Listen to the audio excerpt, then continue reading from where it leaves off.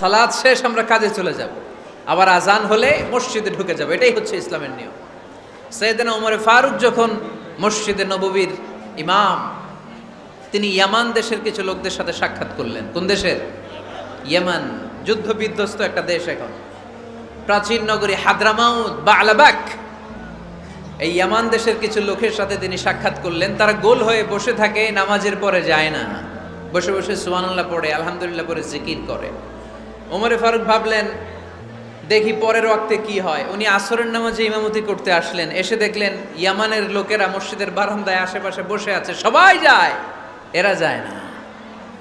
মাগরিবের সালাতে উনি ইমামতি করতে আসলেন, ওমরে ফারুক নামাজ শেষ করে দেখলেন সবাই চলে যায়, কিন্তু ইয়ামানের লোকগুলো যায় না। এশার সালাত পর্যন্ত তিনি ওয়েট করলেন। এশার নামাজ পড়ে চলে যাওয়ার সময় ওমরে ফারুক দেখলেন সবাই নামাজ পড়ে কাজে চলে যায়, কিন্তু ইয়ামান দেশের লোকগুলো যায় না। ওমরে ফারুক বললেন, মা বালুকুম মা খাতবুকুম, ঘটনা কি? কি হয়েছে তোমাদের? সবাই নামাজ পড়ে চলে যায়, কাজে যায়, তোমরা যাও না কেন? এখানে কি করো? ইয়ামানিরা বলতে শুরু করলো, নাহনু আল মুতাওয়াক্কিলুনা আলাল্লাহ, আমরা এখানে আল্লাহর উপর তাওয়াক্কুল করে বসে আছি। ওমরে ফারুক অবাক হলেন, আনতুম আল মুতাওয়াক্কিলুনা ফিল্লাহ, তোমরা আল্লাহর উপর তাওয়াক্কুল করে বসে আছো? তো এই যে সারাটা দিন খাপটি মেরে এখানে বসে থাকলে তোমাদের খাবার আসে কোত্থেকে? উপার্জন হয় কি করে? ইনকাম আসে কোত্থেকে? রুজি রুটি হয় কোত্থেকে? ইয়ামানি লোকগুলো বললো, আমরা এখানে বসে বসে জিকির করি, তেলাওয়াত করি, বুজুর্গের মতো বসে থাকি, আমাদের বুজুর্গিয়া জিকির দেখে আশেপাশের লোকেরা এসে আমাদেরকে খাবার দিয়ে যায়। ওমরে ফারুক বললেন, সর্বনাশ, তাইলে তো তোমরা আল মুতাওয়াক্কিলুনা ফিল্লাহ নও, তোমরা হচ্ছে আল মুতাওয়াক্কিলুনা আলা বা'দিকুম বা'দা, একে অপরের উপর নির্ভরশীল। যারা প্লেটে করে খাবার নিয়ে আসে তোমরা তাদের উপর তাওয়াক্কুল করছো, কারণ তারা যদি প্লেট ভরে খাবার নিয়ে আসে তোমাদের পেটে কোনো দানা পানি পড়বে না। তোমরা আল্লাহর উপর মুতাওয়াক্কিলুনা আলাল্লাহ নও, তোমাদের সাধ্যের সবটুকু করার পরে তারপরে তোমরা তাওয়াক্কুল করবে। কি সুন্দর ইসলাম! এক সাহাবী বললেন, ইয়া রাসূলুল্লাহ, আমি ওটে চড়ে এসেছি, তো আপনি তো আমাদেরকে তাওয়াক্কুলের ওয়াজ করেছেন, আমি ওটের রশিটা গাছের মধ্যে না বেঁধে যদি শুয়ে থাকে আল্লাহর উপর তাওয়াক্কুল করি, ওটটা থাকবে না? বিশ্বনবী বললেন, না, তোমার ওট থাকবে না, আগে রশি দিয়ে ওটটা বাঁধো, ইআকিলহা সুম্মা তাওয়াক্কাল আলাল্লাহ, আগে টাইট করে রশি দিয়ে গাছের সাথে ওটের রশিটা বাঁধো, এরপর আল্লাহর উপর তাওয়াক্কুল করো। এইটার নাম তাওয়াক্কুল। চিল্লায় বলেন ঠিক কিনা? আপনার পার্টটা আপনার করতে হবে, আপনার যে রোল, এই রোলটা প্লে করতে হবে। আপনার সর্বোচ্চটুকু করার পরে আমরা তাওয়াক্কুল করি একজনের উপর। চিল্লায় বলেন তিনি কে? আল্লাহ। ওমরে ফারুক বললেন, তোমরা মুতাওয়াক্কিলুনা আলাল্লাহ নাও, তোমরা বের হয়ে যাও, খবরদার এরপরে কোনো দিন তোমাদেরকে যেন এই মসজিদের মধ্যে ঘাপটি মেরে গোল হয়ে বসে থাকতে না দেখা যায়। কারণ ফাইদা কুদিয়াতিস সালাতু ফান্তাশিরু ফিল আরদ ওয়াবতাগু মিন ফাদলিল্লাহ, ইসলামের বিধান হচ্ছে যখন নামাজ শেষ মসজিদে বসে থাকা যাবে? চিল্লায় বলেন বসে থাকা যাবে? যাবে না। সর্বোচ্চটুকু করে তারপরে আপনাকে বের হয়ে যেতে হবে। প্রতিদিন সকালবেলা পাখির বাসা থেকে দেখবেন পাখিগুলো খালি পেটে বের হয়ে যায়। আপনাদের এই এলাকায় পাখির বাসা আছে? কি পাখির বাসা আছে? হ্যাঁ, সব পাখি আছে? তো সকালবেলা দেখবেন পাখির বাসা থেকে পাখিগুলো খালি পেটে বের হয়ে যায়। বিকেল বেলায় পাখিগুলোর ওদর পূর্তি করে, পেট ভর্তি করে আবার পাখির নিড়ে ফিরিয়ে দেয় কে? কারণ পাখিগুলো তাওয়াক্কুল করেছে কার উপর? পাখিগুলো তাওয়াক্কুল করে যদি পাখির নিড়েই বসে থাকতো, ওদের পেটে খাবার আসতো? কথা বলেন। বিশ্বনবী এটাই বললেন, তাকদু খিমাসান ওয়া তারুহু বিতানান, তোমরা যদি পাখির মতো তাওয়াক্কুল করো, মানে আল্লাহর উপর তাওয়াক্কুল করে জমিনে বের হয়ে যাও, তোমাদেরও রিজিকের দায়িত্ব নিয়ে নিবে কে? আমাদের সাধ্যের, আমাদের ক্যাপাসিটি, আমাদের ক্যাপাবিলিটির সবটুকু করে আমরা তাওয়াক্কুল করি একজনের উপর। চিল্লায় বলেন তিনি কে? আল্লাহ। এজন্য ইসলাম আমাদেরকে শিখায়, সালাত যখন শেষ বের হয়ে যাও, কাজে নেমে পড়ো। কাজে কোনো লজ্জা নাই, পরিশ্রমে কোনো লজ্জা আছে? কোনো কাজ করো না ভাই, যে কোনো কাজ করো, তা যেন হয় সবার চেয়ে সবচেয়ে সুন্দর। পড়েন, যে কোনো কাজ করো না ভাই, যে কোনো কাজ করো, তা যেন হয় সবার চেয়ে সবচেয়ে সুন্দর। পড়েন, যে কোনো কাজ করো না ভাই, যে কোনো কাজ করো, তা যেন হয় সবার চেয়ে সবচেয়ে সুন্দর। হোক না সেটা পড়া লেখা, রঙের ভাষায় ছবি আঁকা, পড়েন, হোক না সেটা পড়া লেখা, রঙের ভাষায় ছবি আঁকা, হোক না সেটা সামান্য কাজ কিংবা মহত্তর, তা যেন হয় সবার চেয়ে সবচেয়ে সুন্দর। যে কোনো কাজ করো না ভাই, যে কোনো কাজ করো, তা যেন হয় সবার চেয়ে সবচেয়ে সুন্দর। চিৎকার করে বলেন ঠিক কিনা? আমরা যেটাই করি না কেন এটা ভালো করে করার দরকার আছে না নাই? এজন্য কাজে আর শ্রমে কোনো লজ্জা নাই, লজ্জা হচ্ছে অলসতায়। লজ্জা কিসে? অলসতায়। বিষ্ণু ইসা ইসলামের কাছে এক সাহাবী এসে বলল, ইয়া রাসূলুল্লাহ আ'তিনি শাইআন, আপনি আমাকে কিছু দান করেন, আমার কিছুই নাই। বিষ্ণু বললেন, তোমার কিছু নাই? সাহাবী বললেন, ইয়া রাসূলুল্লাহ ঘরে আমার শুধু দুইটি জিনিস আছে। কয়টা? চিল্লায় বলেন কয়টা?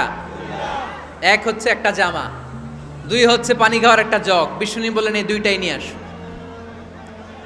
বিশ্বনবীর কথা শুনে ওই সাহাবী ঘর থেকে জামা নিয়ে আসলেন, পানি খাওয়ার জগ নিয়ে আসলেন। বিশ্বনবী সাল্লাল্লাহু আলাইহি ওয়াসাল্লাম ওনার মুবারক হাত দিয়ে এক হাতে জামা ধরে আরেক হাতে পানির জগটা ধরে সাহাবীদের দিকে উদ্দেশ্য করে বললেন, মাইয়াশতারি হাদাইন, এই দুইটা জিনিস কেনার মতো কে কে আছে দেখি? কয়েকজন হাত তুলল। বিশ্বনবী বললেন, কত দিয়ে কিনবা? এক সাহাবী বলে, ইন্নী আশতারিহিমা বিদিরহাম, ও নবী যদিও এগুলো আমার দরকার নাই, কিন্তু আপনি যেহেতু নিলামে ডাক তুলেছেন, ইয়া রাসূলুল্লাহ ইয়া হাবিবাল্লাহ, আপনার সম্মানে আমি 1 দিরহাম দিয়ে দুইটা জিনিস কিনে নেব। 1 দিরহাম, একটা জামা, একটা পানি খাওয়ার জগ, দাম কত? 1 দিরহাম। বিশ্বনবী বললেন, না না, 1 দিরহাম তো অনেক কম হয়ে যায়, মাইয়াজিদু আলা যালিক, এর চেয়ে বেশি দামে কে কিনবা? আরেক সাহাবী হাত তুলে বলতে লাগলো, ইয়া রাসূলুল্লাহ ইয়া হাবিবাল্লাহ ওয়া ইন্নী আশতারিহিমা বিদিরহামাইন, আমি এই জামাটার পানি খাওয়ার জগটা 1 দিরহাম নয় 2 দিরহামের বিনিময়ে কিনতে চাই। বিষ্ণু ইসা ইসলাম ওই সাহাবাকে দিয়ে দিলেন। দিয়ে 2 দিরহাম নিয়ে যে লোকটা ভিক্ষা করতে এসেছিল তার হাতে 2 দিরহাম দিয়ে বললেন, যাও 1 দিরহাম দিয়ে ঘরে খাবার কিনে দিয়ে আসো, আরেক দিরহাম দিয়ে একটা কুঠার কিনে নিয়ে আসো। শুনতেছেন? কি কিনে নিয়ে আসো? কুঠার দিয়ে কি করে? গাছ কাটে। ওই সাহাবী কুঠার কিনে নিয়ে আসার পরে বিশ্বনবী নিজ হাতে কুঠারের মধ্যে একটা কাঠের হাতল লাগাই দিলেন। আল্লাহু আকবার! হাতল ছাড়া কুঠার ইউজ করা যাবে? বিশ্বনবী নিজ হাতে ওই কুঠারের ভেতরে একটা হাতল লাগাই দিলেন আর বললেন, লা উরিদু আন আরাকা 15 আইয়াম, এই কুঠার নিয়ে জঙ্গলে যাও, গায়ে অনেক শক্তি আছে, কাঠ কাটো, এই কাঠ কেটে বাজারে বিক্রি করো, সামনের 15 দিন যেন আমি আমার চোখের সামনে তোমার না দেখি। বিশ্বনবীর পরামর্শ অনুযায়ী কুঠার নিয়ে ওই সাহাবী জঙ্গলে চলে গেলেন। কাঠ কেটে বাজারে বিক্রি করতে করতে 15 দিন পরে 10 দিরহাম নিয়ে বিশ্বনবীর দরবারে হাজির হয়ে গেলেন। 10 দিরহাম নিয়ে বিশ্বনবীর কাছে হাজির হয়ে গেলেন। সাহাবী এসে বলল, ইয়া রাসূলুল্লাহ এখন আর আমার ভিক্ষা করা লাগে না, আমার গায়ে অনেক শক্তি আল্লাহ দিয়েছে, আই এম ভেরি এনার্জেটিক, আপনার দেয়া বরকতের কুঠার দিয়ে আমি কাঠ কেটে কেটে স্বাবলম্বী হতে শুরু করেছি। সুবহানাল্লাহ পড়েন। আমি এখন 10 দিরহামের মালিক। বিশ্বনবী বললেন, লা আইয়াহতাতিবা আহাদুকুম হুজমাতান আলা যাহরিহি খায়রুম মিন আইয়াসআলা শাইআন ফায়ু'তিয়াহু আও ইয়ামনাহু, যাদের গায়ে শক্তি আছে তারা ভিক্ষা না করে কাঠ কেটে পিঠে সেই বোঝা নিয়ে বাজারে বিক্রি করা অনেক ভালো। কারণ কারো কাছে যদি তুমি হাত পাতো সে দিতেও পারে, নাও দিতে পারে, আর কষ্ট করলে কষ্ট কোনোদিন বৃথা যায় না। চিল্লায় বলেন ঠিক কিনা? বিষ্ণু ইসা ইসলামের অনুপ্রেরণায় এই সাহাবা অল্প কিছুদিনের ব্যবধানে স্বাবলম্বী হয়ে গেলেন। What is the moral of the story? বিশ্বনবীর এই প্রফেটিক স্টোরি থেকে আমাদের কি শিক্ষা? লেসন নাম্বার 1, বিশ্বনবী চাইলেই ওই 2 দিরহাম দিয়ে বলতে পারতো, যাও খাবার দাবার কিনে ফ্যামিলিতে দিয়ে আসো। সে ওই 2 দিরহাম নিয়ে খাবার দাবার কিনে ফ্যামিলিকে খাইয়ে রাত্রে আবার ভিক্ষায় নামতো। কথা কন, রাত্রে কি করতো? ভিক্ষায় নামতো। বিষ্ণু ইসা ইসলাম তাকে কাজ করে খাওয়ার জন্য উৎসাহ দিলেন।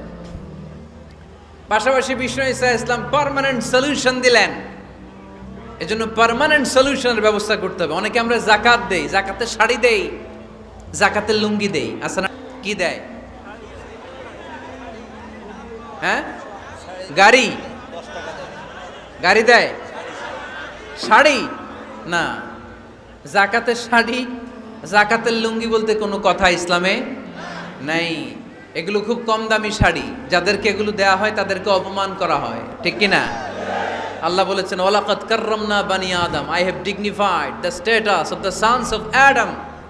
আমি আদমের সব সন্তানদেরকে সম্মানিত করেছি। সুবহানাল্লাহ পড়েন। আপনাদের চেয়ে সম্মানিত কেউ আছে? মানুষের চেয়ে সম্মানিত গোটা বিশ্বে আর কোনো মাখলুকাত আছে? নাই।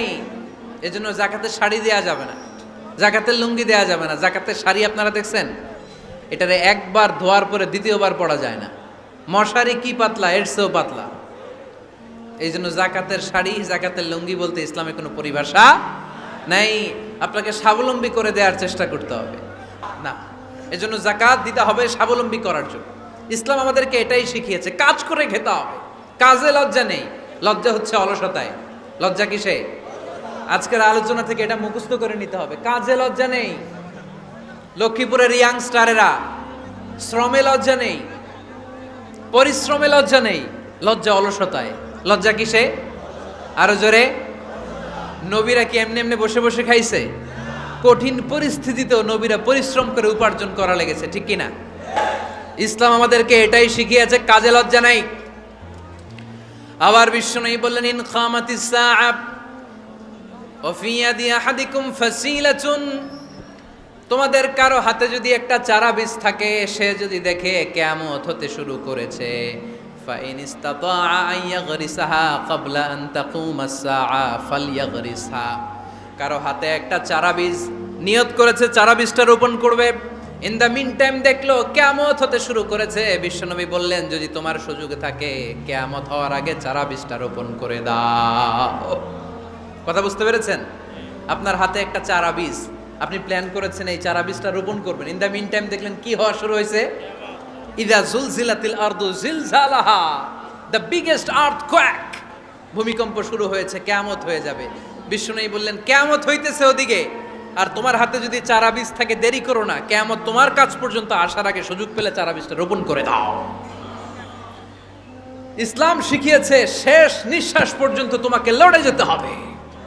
এই পৃথিবীতে কেউ কাউকে জায়গা করে দেয় না, জায়গা করে নিতে হয়।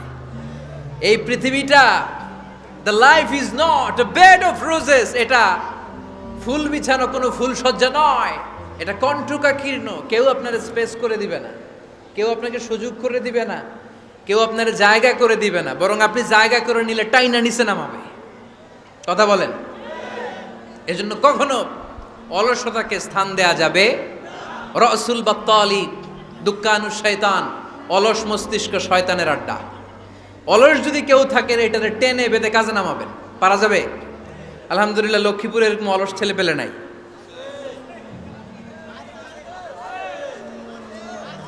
আছে? আমরা আজকে অলসতাকে নো বলে যাবো এই মাহফিল থেকে। অলসতাকে আমরা কি বলবো? আওয়াজ করে বলতে হবে। অলসতাকে কি বলবো আমরা? মুমিনের জীবনে কোনো অলসতা নাই। অলস হয় মুনাফিকরা। অলস হয় কারা? চিল্লায় বলতে হবে।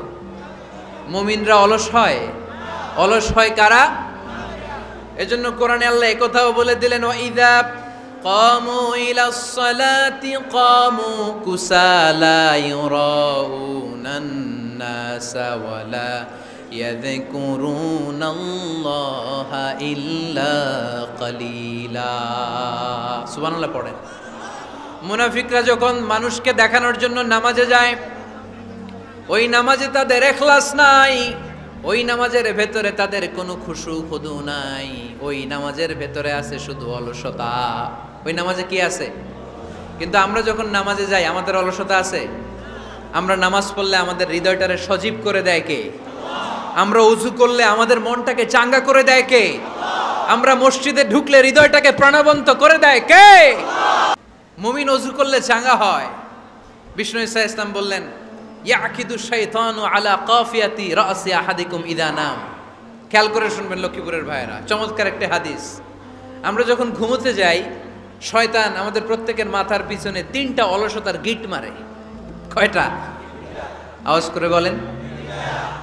3টা অলসতার গিট মারে। ইয়াকিদু শাইতানু আলা কাফিয়াতি রাসি আহাদিকুম সালাসা উকাব। 3টা গিট মারে যখন আমরা ঘুমোতে যাই। অলসতার 3টা গিট মেরে আমাদের কানের সামনে এসে ফিসফিস করে মন্ত্র পড়তে থাকে, আলাইসা লাইলুন তাওয়িলুন ফারকুদ, আলাইসা লাইলুন তাওয়িলুন ফারকুদ। বিশাল লম্বা রাত, ঘুমাও। অনেক সময় আছে, ঘুমাও। রাত 5টা বেজে যাচ্ছে, তাহাজ্জুদের সময় শেষ হয়ে যাচ্ছে, তখনও শয়তান বলে রাত অনেক লম্বা, ঘুমাও। ফজরের সময় পার হয়ে যাচ্ছে, সূর্য উঠে যাচ্ছে, শয়তান বলে আলাইসা লাইলুন তাওয়িলুন ফারকুদ, এখনো অনেক সময় আছে, লম্বা লম্বা লম্বা চৌড়া রাত পড়ে আছে, তুমি ঘুমাও।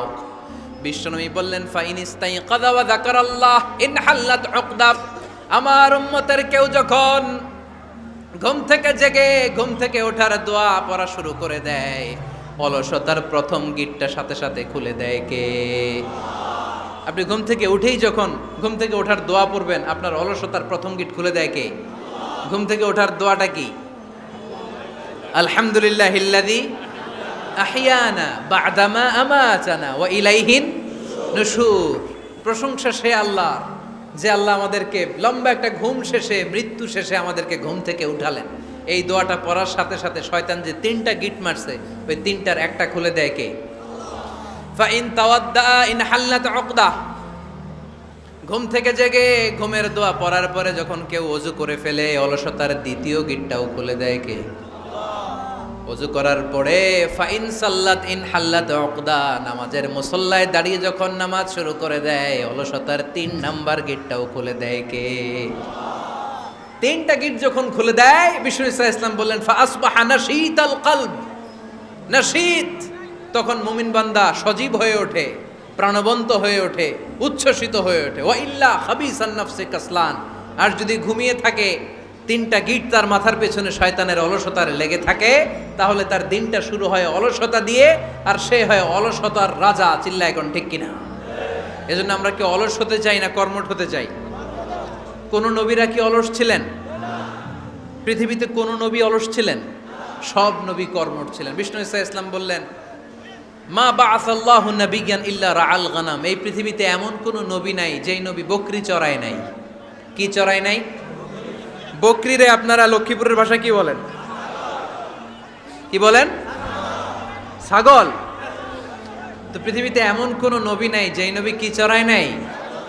ছাগল চড়ায় নাই। সাহাবারা বললেন ইয়া রাসূলুল্লাহ আনতা কাযালিক, আপনিও ছাগল চড়াইছেন? বিষ্ণু ইসা ইসলাম বললেন না, আমিও ছাগল চড়িয়েছি। ওয়া ইন্নী আরআহা আলা কারারাইতি আহলি মক্কা, আমি তো মক্কাবাসীদের অল্প কিছু পয়সার বিনিময়ে তাদের ছাগলগুলোকে চড়িয়ে দিতাম। সুবহানাল্লাহ পড়বেন না? বিষ্ণু ইসা ইসলাম ছাগল চড়াতেন। ছাগল চড়ানো সহজ কাজ না কঠিন কাজ? কেন কঠিন এটা? হ্যাঁ, টেরা খুঁটি মারে। হ্যাঁ, কি করে? বসে থাকতে হয়। তো ছাগল যারা পালে তারা জানে ছাগল পালা কত কষ্ট। ওরে ডানে টান দিলেও কই যায়, রশি ধরে বায়ে টান দিলে কই যায়, সামনে টানলে কই যায়, পিছনে টানলে কই যায়। সারা সপ্তাহ আপনি সময় পান না এটারে গোসল করাবেন। ভাবলেন আজকে জুমার দিন আমিও গোসল করি, এটারও গোসল করাই। এটারে আপনি পুকুর ঘাটে নিবেন, টান দিছেন, ওর বাপের কিরা ও 1 ইঞ্চিও সামনে যাবে না। ঠিক কি না? এই টেরা প্রাণী আল্লাহর কি কি মহিমা! আল্লাহ তাআলা পৃথিবীর সবচেয়ে শ্রেষ্ঠতম মানুষদেরকে ছাগল চড়িয়ে ছেড়েছেন। ঠিক কি না? মা বাআসাল্লাহু নাবিয়্যান ইল্লা রাআল গানাম। এই পৃথিবীতে এমন কোন নবী ছিল না যে নবীরা ছাগল চড়ায় নাই। আল্লাহ বুঝাতে চাইলেন ছাগল চড়ানো অনেক কষ্টের কাজ, অনেক ধৈর্যের প্রয়োজন। এখন নবীরা তোমরা ছাগল চড়াও, কিছুদিন পর ছাগলের চেয়েও টেরা জাতি মানুষ চড়াইতে হবে। মানুষের মধ্যেও টেরা আছে না নাই? ভালো বললে ভালোটা বুঝে না, ডানে যেতে গেলে বায়ে যায়, বায়ে যেতে বললে ডাইনে যায়, এরকম আছে না নাই? সম্মানিত ভাইয়েরা, সমস্ত আম্বিয়া আলাইহিমুসসালাম ওনারা কর্মঠ ছিলেন। সাইয়েদনা আদম আলাইহিস সালাম নিজ হাতে চারা গাছ রোপণ করে চাষাবাদের কাজ করেছেন। সুবহানাল্লাহ পড়েন। সাইয়েদনা ইব্রাহিম আলাইহিস সালাম চাষাবাদের কাজ করেছেন। সাইয়েদনা দাউদ আলাইহিস সালাম নিজ হাতে যুদ্ধের জন্য যে পোশাক পরতে হয়, যেটা পরলে গায়ের মধ্যে ছুরি মারলেও ঢুকে না, ওই শিরস্ত্রাণ বানিয়েছেন, নিজ হাতে তলোয়ার বানিয়েছেন। সুবহানাল্লাহ পড়েন। সাইয়েদনা মূসা আলাইহিস সালাম ছাগল চড়িয়েছেন। সাইয়েদনা মূসা আলাইহিস সালামের মেজাজ নরম না গরম? নবীদের মধ্যে সবচাইতে বেশি মেজাজওয়ালা নবী ছিলেন মূসা আলাইহিস সালাম। উনিও 8 থেকে 10 বছর সাইয়েদনা শুআয়ব আলাইহিস সালামের এরিয়াতে ছাগল চড়িয়েছেন। চিল্লায় বলেন সুবহানাল্লাহ। এজন্য নবীরা যেহেতু কাজ করেছেন, কর্মঠ ছিলেন, আমরাও কর্মঠ হব, ঠিক কিনা? সাহাবারাও কর্মঠ ছিলেন, বিশ্বনবীর সাহাবারাও ব্যবসা করতেন। সাইয়েদনা আবু বকরের বিশাল ব্যবসা প্রতিষ্ঠান ছিল। সুবহানাল্লাহ পড়ে। আপনারা হজ উমরা করেছেন কে কে দেখি? করছেন? মাশাআল্লাহ। যারা করে নাই আল্লাহ তাদেরকেও আল্লাহর ঘর জিয়ারতের তুমি নসিব করো। বিশ্বনবীর মাকবারার সামনে দাঁড়িয়ে আমরা যেন সালাম পেশ করতে পারি, তুমি নসিব করো। বাইতুল্লাহ শরীফে এবং মসজিদ নববীতে আমরা যেন সালাত আদায় করতে পারি, আল্লাহ তুমি নসিব করো। সাইয়েদনা আবু বকর রাদিয়াল্লাহু তাআলা আনহুর ব্যবসা প্রতিষ্ঠান ছিল মক্কার কাবা ঘরের পাশেই। ওনার ব্যবসা প্রতিষ্ঠানগুলো যেখানে ছিল ঠিক ওইখানেই সৌদি সরকার এখন শপিং মল বানিয়ে দিয়েছে, মাতজার আবু বকর। মক্কা শহরের যেখানে বহিরাগতরা এসে ওখানে ছাগল, ওখানে ঘোড়া, উট এগুলো রাখতো, আস্তাবল রাখতো, ঘোড়া আর উট যেখানে রাখা হতো ঠিক ওই জায়গায় সৌদি সরকার ওটার পার্কিং লট বানায় দিচ্ছে। মানে যেখানে আগে সাহাবাদের ব্যবসার জায়গা, ওইখানে বর্তমানে শপিং মল। যেখানে আগের সময়কাল সাহাবারা উট আর ঘোড়া রেখে বাঁধতো, ওইখানে এখন গাড়ি ঘোড়া রাখার ব্যবস্থা করা হয়েছে। সাইয়েদনা আবু বকর অনেক বড় ব্যবসায়ী ছিলেন। ওনার নিজ টাকা দিয়ে হাবাসা থেকে আসা সাইয়েদনা বেলালকে তিনি 20,000 স্বর্ণ মুদ্রা দিয়ে উমাইয়া ইবনে খালাফের কবল থেকে তিনি মুক্ত করেছেন। সাইয়েদনা উসমান যুন্নুরাইন বড় ব্যবসায়ী ছিলেন। নিজের টাকা দিয়ে মদিনার মুসলমানেরা পানি খেতে পারে না, বিইরে রুমা নামে একটা কুয়া ছিল, এই কুয়ার মালিক ছিল ইহুদি। মুসলমানেরা পানি খেতে গেলে এসে বকা দিত, পানি খেতে দিত না। বিশ্বনবী বললেন, আমার সাহাবীদের মধ্যে এমন কি কেউ নাই নিজের অর্থায়নে বীরে রুমা কিনে মুসলমানদেরকে দিয়ে দিবে? সাইয়েদনা উসমান যুন্নুরাইন বলল, ইয়া রাসূলুল্লাহ, আপনার খেদমতে আমি হাজির। মুহূর্তের মধ্যে সাইয়েদনা উসমান যুন্নুরাইন নিজের অর্থায়নে বীরে রুমাটা কিনে মুসলমানদের জন্য সদকা করে দিয়েছে। তো ব্যবসা না করলে, কর্মঠ না হলে, উপার্জন না হলে সদকা করা যাবে? চিল্লায় বলেন করা যাবে? সুনানে তিরমিজির বর্ণনা, বিষ্ণু ঈসা ইসলাম মক্কা থেকে যত সাহাবারা হিজরত করে মদিনায় এসেছে, মদিনাতে লজ্জা কিসে? বিষ্ণু ঈসা ইসলাম বলেছেন, মা আকালা আহাদুন তুআমান কাত্তু খায়রুম মিন আইয়াকুলা মিন আমালি ইয়াদি। নিজ হাতে উপার্জিত খাবারের চেয়ে, অর্থের চেয়ে শ্রেষ্ঠ খাবার পৃথিবীর কোনো মানুষ কোনোদিন ভক্ষণ করে নাই। চিল্লায় কোন সুবহানাল্লাহ। শ্রেষ্ঠতম খাবার নিজ হাতে উপার্জিত খাবার। ঘাম জড়িয়ে যে অর্থ উপার্জন করা হয়, যে ইনকাম করা হয়, এটা হালাল। আর হালাল খেয়ে দোয়া করলে কবুল করে কে? এজন্য খেটে খাওয়া মানুষ, শ্রমজীবী মানুষ আর মেহনতি মানুষদেরকে বিশ্বনবী খুব ভালোবাসতেন। তারা বিশ্বনবীর বন্ধু আর বিশ্বনবী ছিল তাদের বন্ধু। সুবহানাল্লাহ পড়েন। এত ভালোবাসতেন বিশ্বনবী খেটে খাওয়ার মেহনতি মানুষদেরকে। সব সময় বিষ্ণু ইসলাম তাদের জন্য দোয়া করতেন। এজন্য যারা খেটে খায় তারা কপালওয়ালা, তারা মুস্তাজাবুদ দাওয়া। তারা কি? মুস্তাজাবুদ দাওয়া মানে এমন ব্যক্তি যে ব্যক্তি দোয়া করতে দেরি হয় কিন্তু দোয়া কবুল হতে দেরি হয় না। আপনারা এখানে ব্যবসা করেন কে কে দেখি তো, হাত তোলেন তো। ব্যবসা, মাশাআল্লাহ, অনেক ব্যবসায়ী আছে তো দেখি। আচ্ছা, হাত নামান। চাকরি করেন কে কে? চাকরি, চাকরিও তো অনেক করে দেখি, হাত নামান। প্রবাসী, ছুটিতে দেশে আসছেন। হুজুর আমি আছি, কই? আপনি দেখতে আসছেন? মাশাআল্লাহ। কোন দেশে থাকেন? সৌদি আরব। আলহামদুলিল্লাহ। সৌদিতে ভাল লাগে নাকি সৌদি স্বপ্নের দেশ, খাটতে খাটতে জীবন শেষ? ইনশাআল্লাহ। আচ্ছা, ইউনিভার্সিটির স্টুডেন্ট আছো কারা কারা দেখি? মাশাআল্লাহ। হাত নামাও, হাত নামাও। একবারও যারা হাত তোলেন না এবার তারা হাত তোলেন। আন্নেরা কি করেন? হ্যাঁ, বেকার।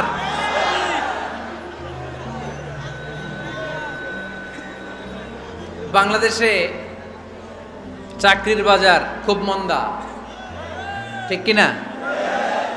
বাংলাদেশ ইন্ডিয়াতে চাকরি পেতে অনেক কষ্ট। সামান্য একটা পদের জন্য যেখানে চেয়েছে ক্লাস 8 পাস, এখানে ডবল মাস্টার ডিগ্রি অ্যাপ্লাই করছে কয়েক লক্ষ। এজন্য আমাদেরকে উদ্যোক্তা হতে হবে। You have to be the entrepreneur. আমাদের উদ্যোক্তা দরকার, বেশি বেশি নতুন নতুন উদ্যোক্তা। নিজেই এমন আইডিয়া নিয়ে আসবে যেই আইডিয়া বিক্রি করে দুর্দান্ত আইডিয়া দিয়ে তুমি পুরো দেশ কাঁপিয়ে দিতে পারো। আইডিয়ার অনেক দাম। You have to generate new ideas. নতুন নতুন আইডিয়া এনে মানুষ গোটা বিশ্বকে তাক লাগিয়ে দিচ্ছে। এই যে গত কয়েক বছর আগে কারের একটা রাইড চালু হয়েছে, নাম হয়েছে উবার। কি নাম? ঢাকায় যারা চলাফেরা করেন তারা হয়তো চড়েছেন। উবারের নাম শুনছেন না? এই উবার কোম্পানি কি করে জানেন?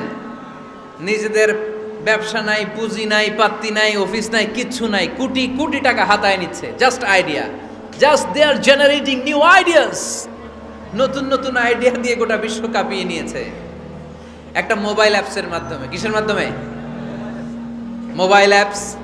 একটা কোম্পানি খুলেছে, গোটা বিশ্বের সব প্রাইভেট কারওয়ালারা ওইখানে রেজিস্ট্রেশন করে আপনি মোবাইলে কোথায় যাবেন, কোত্থেকে যাবেন লিখবেন, গাড়ি আপনার বাড়ির সামনে এসে হাজির। তার একটা পার্সেন্টেজ ওই উবার কোম্পানি পায়। ইউনাইটেড স্টেটস অফ আমেরিকার একটা স্টেট আছে সান ফ্রান্সিসকো, ওইখান থেকে শুরু করছে। 775টা সিটিতে ওদের অপারেশন আছে। বাংলাদেশে ঢাকাতেও আছে। আমি মালয়েশিয়াতে থাকি, ওখানেও আছে, ওখানেও আমরা চড়ি। প্রায় 63টা দেশে ওদের কাজ বাজ আছে। গত বছরে 2018 সালে ওদের প্রফিট ছিল, রেভিনিউ ছিল 11.27 billion US dollar, 11.27 US billion dollar. Just they are selling their ideas. নতুন নতুন আইডিয়া দিয়ে গোটা বিশ্ব কাঁপাচ্ছে। এই উবার যখন চালু হলো, আমি তখন মালয়েশিয়ায় শুনলাম বাংলাদেশে নতুন আর একটা বাইর হইছে, পাঠাও। কি নাম? এটা বোধহয় সারা বাংলাদেশ ব্যাপী হয় নাই, 3টা জায়গায়, সিলেটে, চট্টগ্রামে আর ঢাকায়। এরা আরো চালাক। বাংলাদেশের ছেলেপেলেদের মাথায় চিকন চিকন অনেক বুদ্ধি। এরা ভাবলো এই উবার দিয়ে আর আমরা কত আগাবো, আমাদের গাড়ি আরো ছোট করতে হবে। এরা মোটরসাইকেল রাইড দেওয়া শুরু করছে। জ্যামের শহর ঢাকা, চিপা চাপা দিয়া এরা আপনারা নিয়ে জায়গা মতো পৌঁছায় দেবে। তো এই যে উবারের পরে আমাদের ছেলেরা বানাইলো পাঠাও। এরপরে কত কিছু বানাচ্ছে ছেলেপেলেরা, আমি তো এগুলো দেখে অবাক। রকমারি.com নাম শুনছো? বিক্রয়.com নাম শুনছো? ঘরে বসে বসে কোটি কোটি টাকা হাতিয়ে নিচ্ছে তারা। Just they are selling their ideas. যেহেতু আমাদের চাকরি কম, ওই চাকরির বাজারে আমরা লাইন দিতে চাই না। আমাদের মেধাকে খাটিয়ে খাটিয়ে আমরা নতুন তরুণ উদ্যোক্তা বানাতে চাই। চিল্লায় বলো ঠিক কিনা? উদ্যোক্তা যত বাড়বে ততই দেশের কল্যাণ হবে। মানুষ তাদের আইডিয়াকে কাজে লাগিয়ে গোটা বিশ্বকে তাক লাগিয়ে দিচ্ছে। আমরা আমাদের সমতল ভূমিতে চাষ করতে চাই না। মালয়েশিয়াতে একটা এলাকা আছে ক্যামেরুন হাইল্যান্ড, ওরা পাহাড়ের মধ্যে চাষাবাদ করে গোটা মালয়েশিয়ার খাদ্যদ্রব্যের অভাবকে মুক্ত করে দিয়েছে। পাহাড়ের মধ্যে ওখানে ফুলের বাগান। ক্যামেরুন হাইল্যান্ড প্রায় 6000 ফিট উঁচু, প্রচণ্ড ঠান্ডা। এই ঠান্ডা পাহাড়ি হিল ট্রাক্স এরিয়াতে মালয়েশিয়ার এই ক্যামেরুন হাইল্যান্ডে ওখানে আছে ফুলের বাগান, আছে ফলের বাগান, আছে চায়ের বাগান। ওখানে মধুর চাষ হয়, ওখানে শাকসবজি চাষ হয়, ওখানে অনেক কিছু চাষাবাদ হয়। ওই ফলমূল শাকসবজি দিয়ে গোটা মালয়েশিয়ার 14টা স্টেটে যত শাক সবজি ফলমূল লাগবে ওরা আঞ্জাম দেয়। আর আমরা আমাদের সমতল ভূমিতে চাষ করতে চাই না। আমরা চাষাবাদকে খুব লজ্জা মনে করি। এটা ভুল আইডিয়া। আমাদের যে এলাকা যেই জিনিসের জন্য বিখ্যাত ওইটাকে আমাদের ব্র্যান্ডিং করতে হবে। লক্ষ্মীপুর কিসের জন্য বিখ্যাত? নারিকেল সুপারি। নারিকেল সুপারি যে পৃথিবীর কত মানুষ, ইন্দোনেশিয়ান লোকেরা মুড়ির মতো খায় নারিকেল আর সুপারি। তো এইটারে আমাদের ব্র্যান্ডিং করতে হবে। যেই দেশে যেটা আছে, যে এলাকা যেই পণ্যের জন্য বিখ্যাত ওইটা আমাদের ব্র্যান্ডিং করতে হবে। আমাদের আদমজির জুট মিল বন্ধ না? ভাওয়ানি জুট মিল বন্ধ। আমাদের পাট শিল্পকে ধ্বংস করে দিয়ে ইন্ডিয়া এখন ওই কটনের পাঞ্জাবি বানায়, জুট কটনের পাঞ্জাবি। আছে না নাই? পুরা বাংলাদেশের মার্কেট এই জুট কটনের পাঞ্জাবি দিয়ে সয়লাভ। আমাদের বাংলাদেশের পাট দিয়ে যদি আমরা মিহি পাঞ্জাবি বানাতে পারতাম, গোটা বিশ্ববাজারকে আমরা দখল করে নিতে পারতাম। ঠিক কিনা? এজন্য আমাদেরকে নতুন নতুন আইডিয়া জেনারেট করতে হবে। চাকরির পিছনে বসে থাকলে চলবে না। আর আজান যদি হয়ে যায় ছুটে যাব মসজিদে, আর নামাজ শেষ হলে আমরা আমাদের কাজের দিকে চলে যাব। চিল্লায় বলেন ঠিক কিনা? যেটাই করব আমরা ভালোভাবে করব। আল্লাহ বলেছেন লিয়াবলুয়াকুম আইয়ুকুম আহসানু আমালা। লক্ষ্মীপুরের ভাইয়েরা আওয়াজ করে উত্তর দেন, আওয়াজ করে উত্তর দিতে হবে। জান্নাতে যেতে হলে 100তে কত নাম্বার পেতে হবে? হ্যাঁ, হয় নাই 51। কি নাম তোমার? হ্যাঁ, ফরহাদ। জান্নাতে যেতে হলে 100তে আমার দরকার 51। 100তে কত লাগবে? ফাআম্মা মান সাকুলাত মাওয়াজিনুহু ফাহুয়া ফি আইশাতির রাদিয়া। সেদিন মিজানের পাল্লা যার ভারী হয়ে যাবে সে আনন্দ উৎসবে থাকবে। তো মিজানের পাল্লা ভারী হওয়ার জন্য 100তে আমার কত পাওয়া লাগবে? কত পাওয়া লাগবে? 51 পেলেই হয়ে যাবে। এজন্য আল্লাহ বলছেন লিয়াবলুয়াকুম আইয়ুকুম আহসানু আমালা। যেটাই করবে ভালোভাবে করবে। আল্লাহ এটা পরীক্ষা করতে চান যে আমরা ভালোভাবে কে কতটুকু আমল করেছি। যারা আরবি বোঝেন আলেম ওলামা আপনারা জানেন, এখানে আল্লাহ বলেননি লিয়াবলুয়াকুম আইয়ুকুম আকসারু আমালা। আল্লাহ এটা দেখতে চান যে তোমাদের মধ্যে থেকে কে বেশি আমল করে। এটা বলছে আল্লাহ? বলে নাই। আল্লাহ বলেছে লিয়াবলুয়াকুম আইয়ুকুম আহসানু আমালা, যে ভালো করে করে। এজন্য আমরা যাই করি না কেন কি করে করব? আওয়াজ করে বলতে হবে। কেমন করে করব? যে